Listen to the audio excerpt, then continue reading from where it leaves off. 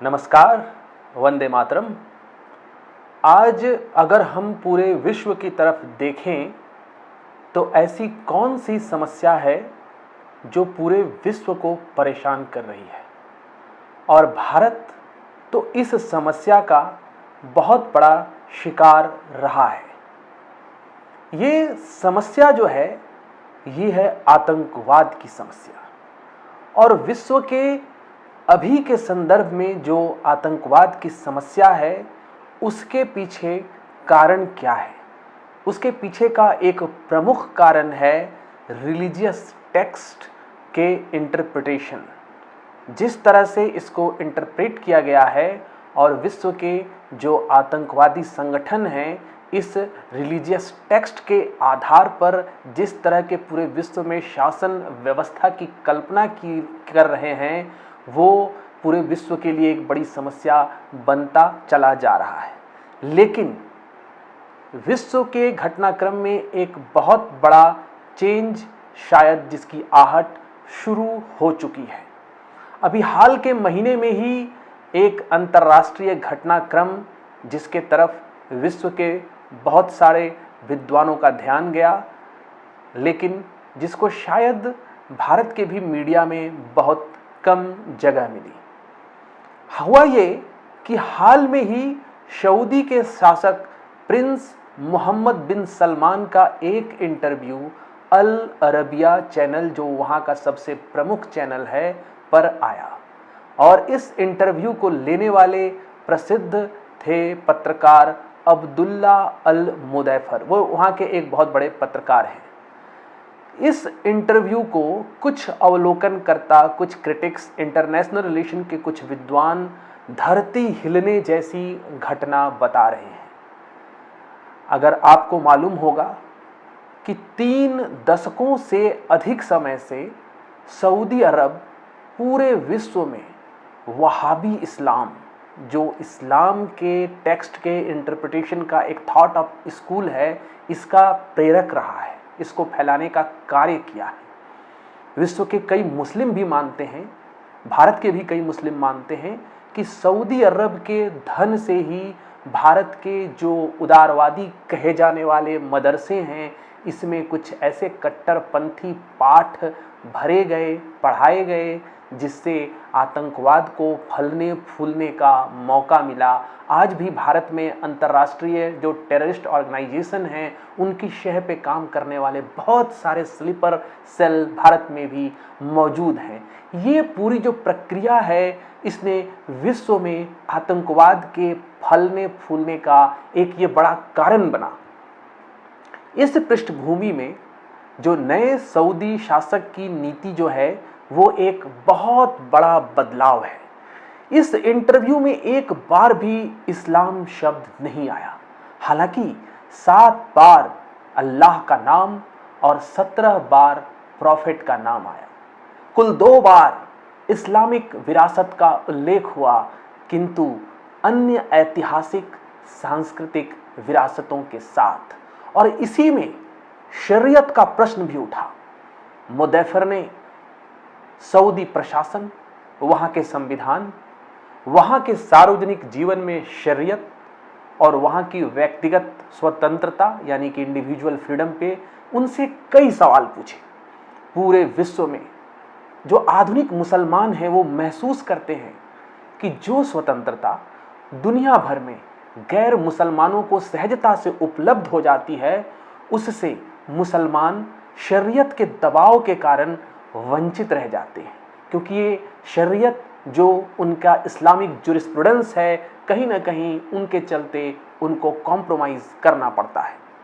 Prince Salman ने कहा कि सऊदी अरब का संविधान कुरान है, उसका पालन तो होता रहेगा, लेकिन कुरान में जो स्पष्ट निर्देश हैं, उसके अलावा जो बाकी कायदे हैं, उस पर जो बाध्यता है, उसको मानने की जो एक कंपल्सन है, उसको अनुचित माना है।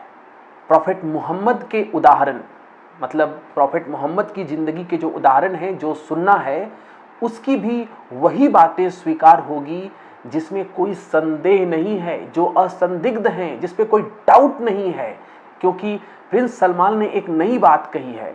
उनके अनुसार हदीसों में केवल उन्हीं हदीसों को सही माना जाएगा जिसे कई स्रोतों, कई सारे सोर्स ने कई बार दोहराया हो। इसकी तुलना में अदद व्यक्तियों से मिली हदीसें, जिन्हें अहद हदीस कहते हैं, उसे कुरान से स्पष्ट मेल खाने और साथ ही पूरी दुनिया की भलाई से जुड़े होने पर ही माना जाएगा। ये जो बात है, प्रिंस सलमान की ये बात जो है, उनका ये जो विचार है, जिस पर वो पूरे अरब वर्ल्ड को चलाना चाहते हैं, ये शरीयत के साथ साथ मानवीय विवेक को भी महत्व देती है, ह्यूमन कॉन्शियस को भी इम्पोर्टेंस देती है, ह्यूमन रीजनिंग को भी इम्पोर्टेंस देती है। प्रिंस सलमान के अनुसार अधिकांश हदीसें ऐसी हैं जिन्हें किसी भी कीमत पर बाध्यकारी यानी कि कंपलसरी नहीं रखा जा सकता। प्रॉफेट मोहम्मद की जीवनी उद्धृत करते हुए वो कहते हैं कि प्रॉफेट ने ही कई सारे हदीसों के रिकॉर्ड जला देने का हुक्म दिया था और उन्होंने उन्हें लिखने से मना किया था। तो इस प्रकार शरीयत के जो अधिकांश निर्देश हैं, जो आज भी वहाँ लागू हैं, वो निष्प्रभावी हो जाएंगे, क्योंकि वे इक्के दुक्के व्यक्तियों के कहे होने के बल पे बने थे और जिनसे किसी का कोई भला नहीं हो सकता। तो इस प्रकार शरीयत को विवेक से तौलने, विचार से तौलने, ये जो बात है, ये दूरगामी महत्व रखती है। जब उनसे पूछा गया Muhammad bin Abdul Wahhab school of thought के बारे में, तब उन्होंने कहा, When we commit ourselves to follow a certain school or scholar, this means we are defying human beings. God Almighty did not put a barrier between himself and people. He revealed the Quran and the Prophet implemented it, and the space for interpretation is open permanently. उनके इस बात में ही ये message छिपा है कि वो वहाबी जो थॉट हैं उससे पूरी तरह सहमत नहीं हैं और फिर से उसके किसी भी अलग इंटरप्रिटेशन के लिए तैयार हैं। वे आगे कहते हैं, if Sheikh Mohammad bin Abdullah Wahab were with us today and he found us committed blindly to his text and closing our minds to interpretation and jurisprudence while defying and sanctifying him, he would be the first to object to this. यानी कि अगर आज वो होते और हम जो blindly उनके टेक्स्ट को फॉलो कर रहे हैं, उनके इंटरप्रिटेशन को फॉलो कर रहे हैं, उनको सैंक्टिफाई कर रहे हैं, तो शायद वो पहले होते जो इसका विरोध करते, क्योंकि वो कहते हैं कि there are no fixed school of thought and there is no infallible person. ऐसा कोई भी व्यक्ति नहीं हो सकता जिससे गलती ना हो। उनके इस बात के पीछे एक बहुत बड़ा मैसेज छिपा है। अगर सऊदी अरब वहाबिज़म, वहाबी जो इंटरप्रिटेशन है उससे दूरी बना लेता है, तो एक्सट्रीमिज़म को, यानी जो वो इंटरप्रिटेशन जो कट्टरपंथ को बढ़ावा देता है, इसमें बहुत ही कमी आएगी। अब तक दुनिया भर के उलेमा यानी जो इस्लामिक स्कॉलर्स होते हैं, वो पूरे वर्ल्ड में सिर्फ जो मुस्लिम इंटरेस्ट है उसकी ही बात करते रहे हैं, मगर प्रिंस सलमान जो है वो पूरे ह्यूमैनिटी के इंटरेस्ट का उल्लेख करते हुए ये कह रहे हैं कि जो मजहबी मामले हैं उसमें कुरान के जो स्पष्ट निर्देश हैं उसके सिवाय किसी भी और रीजनिंग पर, किसी भी और रीजन पर दंड नहीं दिया जाएगा और उसको भी उसी तरह से लागू किया जाएगा जैसे प्रॉफिट ने उसे लागू किया था।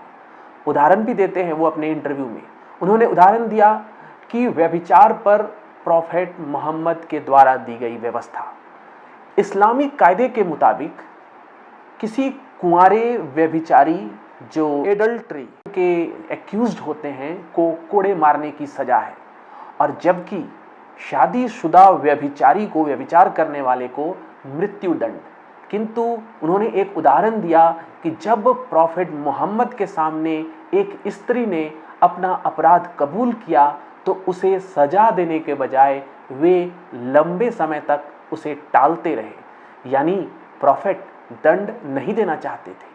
ये प्रसंग बताकर प्रिंस सलमान कहते हैं कि प्रॉफेट द्वारा किए गए व्यवहार के अलावा, जिस तरह से उन्होंने अपने लाइफ टाइम में जैसे अपने जो बिहेवियर्स उन्होंने दिखाया था, जो शो किया था, वर्ल्ड के प्रति उनका जो दृष्टिकोण था, जो उनका विजन था, जो उनके थॉट्स थे, उनके अलावा किसी और व्यवस्था को अपनाना गलत होगा। उनके अनुसार, यानी प्रॉफिट के अनुसार कई कामों में दंड देना अल्लाह ने सिर्फ अपने हाथ में रखा है, जो अपराधी को मरने के बाद मिलेगा। अल्लाह ने नहीं कहा कि लोग खुद दंड देने लगे। इसी को प्रिंस सलमान सही नजरिया बताते हैं। ये बात निसंदेह बहुत क्रांतिकारी है, क्योंकि ये चालू शरीयत और जो शरीयत के कायदे हैं कि कहीं ना कहीं 3/4 बातों को खारिज करता है। प्रिंस सलमान कुरान और सुन्ना की व्याख्या करते हुए सऊदी नागरिकों के इंटरेस्ट, सऊदी की सुरक्षा, सेफ्टी, देश की उन्नति और अंतर्राष्ट्रीय नियमों का ध्यान रखना जरूरी मानते हैं। पर्यटन उद्योग का उदाहरण देकर कहते हैं कि यदि किसी देश में जो इंटरनेशनल नॉर्म्स हैं, जो इंटरनेशनल कन्वेंशन हैं, उससे अगर काफ़ी अलग और विचित्र और डिफरेंट कानून बनेंगे तो बाहरी पर्यटक नहीं आएंगे। अगर देश में 1 लाख पर्यटक आएंगे तो ये करीब 3 लाख लोगों के लिए रोजगार पैदा करेंगे। उससे उस देश की ही हानि होगी अगर वहाँ देश में ऐसे कानून होंगे जो कि मानवता से मेल नहीं खाएंगे। इसी तरह आर्थिक, व्यापारिक जो नियम हैं वो भी जो अंतर्राष्ट्रीय चलन है उनके अनुरूप होना चाहिए, वरना जो बाहर का निवेश है, जो फॉरेन इन्वेस्टमेंट है, वो नहीं हो पाएगा। शिक्षा समेत बहुत सारे विभिन्न क्षेत्रों में बाहर की प्रतिभाएं, बाहर के विशेषज्ञ जब तक वो देश में नहीं आए, देश का प्रगति नहीं होगा। और आज सऊदी अरब को भी इस तरह की प्रतिभाओं की, ऐसे विशेषज्ञों की ज़रूरत है, और इसके लिए भी कहीं ना कहीं उस देश की ये ज़रूरत है कि वहाँ के कानून, आम जो लोकतंत्र के जो देश हैं, जो देशों में लोकतंत्र प्रचलन में है, जहाँ के कानून मानवीय कानून हैं, उससे वहाँ के कानून तालमेल रखें, और वो ऐसे ही कानून को, ऐसा ही तालमेल रखता हुआ कानून सऊदी अरब के लिए भी बनाना चाहते हैं। ये निसंदेह असंख्य जो इस्लामी कायदे हैं उनको छोड़ने की कहीं ना कहीं हिमायत है। वो सऊदी पहचान को, वो सऊदी के जो पहचान है उसको भी एक नया अर्थ देना चाहते हैं, जिसमें इस्लाम के साथ साथ जो अरब का ऐतिहासिक सांस्कृतिक विरासत रहा है, जो इस्लाम के जन्म से पहले का इतिहास रहा है, वो उसको भी महत्व देना चाहते हैं और उसको भी अपने विचारों के क्रम में जोड़ते हैं। चाहे वो इस्लाम से पहले की हो, उससे भिन्न हो, वो प्रॉफेट मोहम्मद के सीखों के साथ साथ जीवन और इतिहास के अनुभवों को भी महत्व देने की अपील करते हैं। इसमें कोई संदेह नहीं है कि प्रिंस सलमान सऊदी अरब की आतंक या इस्लाम प्रसारक छवि को पूरी तरह बदलना चाहते हैं। वहाँ की फॉरेन पॉलिसी में भी वो सऊदी के नागरिकों के आर्थिक विकास, रोजगार के नए अवसर और अंतर्राष्ट्रीय मैत्री संबंध, यानी कि इंटरनेशनल लेवल पर सऊदी अरब के बहुत सारे जो हैं अलायंस बने, सऊदी अरब की फ्रेंडली कंट्रियों के साथ फ्रेंड रिलेशंस हों, उसके लिए वो कहीं ना कहीं अग्रसर दिख रहे हैं। इसके लिए वो एक्टिव हैं और इसके लिए वो हर प्रकार के उग्रवाद, हर तरह के टेररिज्म और उसको जो मदद देने का मेकानिज़्म है, उसकी हेल्प या उसके बढ़त के जो भी मेकानिज़्म है, उसको वो ख़त्म करना चाहते हैं और अपराध मानकर सभी टेररिस्ट जो थॉट हैं उनको भी ख़त्म करना चाहते हैं। टेररिज्म को जन्म देने वाले जो थॉट हैं, उन्होंने अमेरिका, और यूरोप के साथ साथ रूस, भारत और चीन का नाम लेकर इन सब के साथ कोऑपरेशन की जरूरत बताई है। तो इन सब बातों का महत्व इसलिए भी है क्योंकि इस्लाम की आस्था का प्रमुख केंद्र सऊदी अरब है। वो विश्व के सभी मुसलमानों का श्रद्धा स्थल है और वहां होने वाला कोई भी अच्छा परिवर्तन पूरे दुनिया पर उस अच्छे परिवर्तन का असर होगा, उसका असर पूरे दुनिया के मुसलमानों पर होगा। एक और अफ्रीका से एशिया तक कई देशों में उग्रवादी इस्लामिक टेररिज्म बढ़ रहा है, तो दूसरी ओर अरब देश में एक डिफरेंट और विपरीत प्रक्रिया यानी कि अपोजिट प्रोसेस चल रहा है। अब स्वयं सऊदी लोग इस्लाम से पहले और इस्लाम से भिन्न उनकी जो हिस्ट्री रही है, उनका जो कल्चर रहा है, उसको इम्पोर्टेंस दे रहे हैं।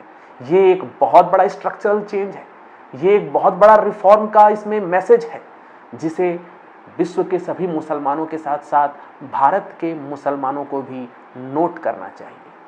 वर्ल्ड का जो इस्लामिक कल्चर है वो कहीं ना कहीं एक गंभीर मोड़ पर खड़ा है। क्योंकि भारत ऐतिहासिक रूप से इस्लाम का एक महत्वपूर्ण केंद्र एवं क्षेत्र रहा है, इसीलिए सारी स्थिति से पूरी तरह यहाँ के सभी लोगों को अवगत होना ही चाहिए। और इस तरह की सुधारवादी सोच, इस तरह के रिलीजियस टेक्स्ट के जो काफ़ी कट्टरपंथी और ऑर्थोडॉक्स जो इंटरप्रिटेशन कर दिए गए हैं, और ये जो इंटरप्रिटेशन जो टेररिज्म को बढ़ावा दे रहे हैं, इसमें रिफॉर्म का ये जो संकेत मिल रहा है, रिफॉर्म के ये जो मैसेज मिल रहे हैं, रिफॉर्म करने का ये जो कमिटमेंट मिल रहा है, ये पूरे विश्व की राजनीति के लिए एक महत्वपूर्ण और बहुत ही अच्छा संकेत है। क्योंकि अगर टेररिज्म आज वर्ल्ड का सबसे बड़ा प्रॉब्लम है, तो इस तरह के सुधार अगर टेररिज्म को धीरे धीरे जो रिलीजियस टेररिज्म है इसको जड़ से समाप्त कर देने की दिशा में बढ़ते हैं, तो विश्व में शांति के लिए एक नए तरह का आगाज होगा और विश्व की राजनीति में आमूल-चूल परिवर्तन होंगे और भारत भी इस परिवर्तन से बहुत लाभान्वित होगा। धन्यवाद।